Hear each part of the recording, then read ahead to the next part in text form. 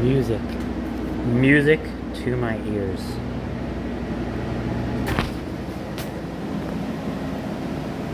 Gotta clean it all up. For retail, and break it up so we can make the magic, which is this stuff right here. Black garlic. Which, if you don't know what black garlic is, it is, as you would guess, black. We put this in something similar to a pressure cooker, and as you can see, it comes out soft, it's sticky, it's chewy, and it comes out insanely sweet. It's pretty much candy. Like, I could tell you a bunch of recipes, it never makes it in a recipe. I eat it like a snack. It's candy.